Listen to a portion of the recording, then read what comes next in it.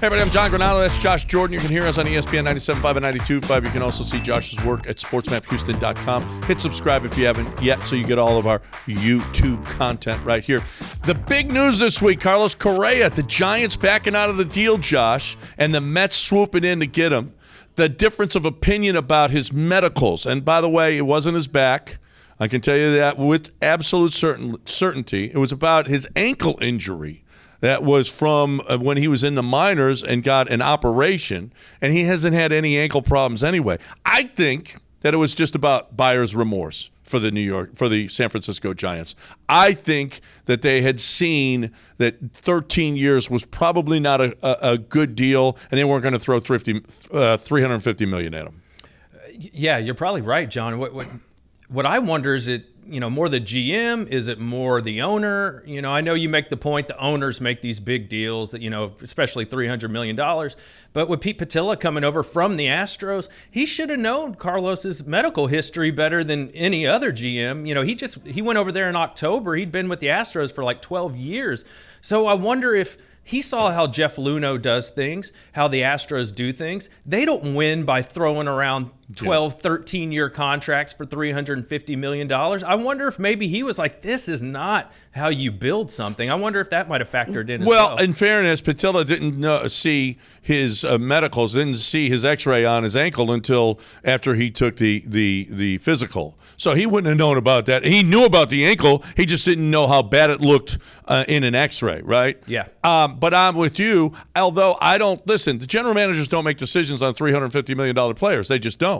That's the owner. The owner makes that decision. And maybe Patilla talked him out of it. Maybe he said, listen, we went after Judge. We're going after Correa. This is not the best way to go about this. I think Astro Ball might have played into it because of Patilla. Maybe he finally got some sense into the owner.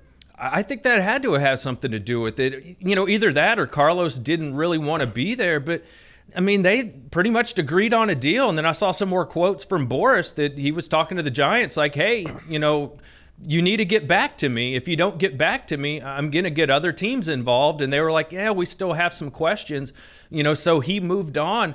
I think for Carlos, he has to be a lot happier being on a team that is going to be able to contend, each and every year. Where the Giants, that was going to be a long climb. And after watching Jeremy Pena and the Astros win the World Series, I think he wanted to go to a team that had a great chance. No, I can tell you for a fact the Correa camp is very happy that it worked out this way. They're going to be happy in the long run. Look, Steve Cohen is going to continue to spend. He's going to spend and spend and spend. We'll find out whether or not it buys him a championship. Look, the Astros' philosophy is, and we've seen it. Look at the guys that they've lost, from the Charlie Mortons and the George Springers to the Carlos Correas, Garrett Coles, now Justin Verlander. All of these guys that they're losing every single year is because they have a philosophy about the way they go about it.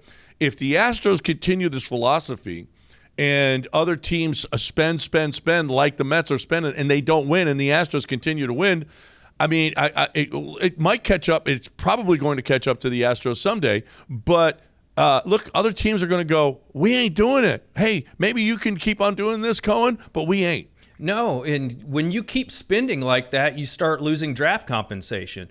And if I'm the Astros, I don't want them going over the luxury tax every year because they're still trying to build back the farm system from the picks they missed out from the scandal. I don't want them to do that. And the other thing for me with the Astros is they kind of do that Moneyball thing, right? The island of misfit toys. What do the Astros like to do? What's wrong with him? He's old.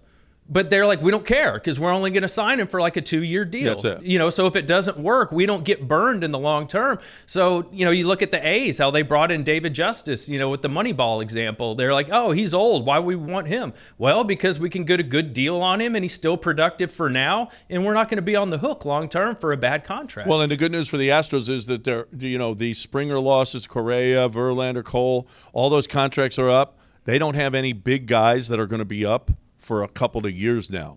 Kyle Tucker has got 3 years of arbitration going. Framber's got 3 years of arbitration. Javier, 3 years of arbitration. Jordan is signed. You still got a couple more years of Bregman and Altuve where you're going to get, you still got production. So next year and the year after, they're still going to be okay as far as that goes. So we can expect them to continue winning the way that we are now. We totally expect the Astros to win every year. No doubt about it. I'm excited for the next few years. They can keep getting those draft picks, keep adding to the farm system. A lot of the best prospects in the Astros system play the outfield. So maybe by the time Brantley's done with this deal next year, maybe some of those guys are ready to come up and contribute. Yeah, and the pitching is really good too between Martinez and Brown and other guys that are down there in the minor league system. The Astros are set for years to come. They don't have to go Steve Cohen. Thank goodness. For Jim Crane's money. I'm worried about Jim Crane's money now. Pocket watch.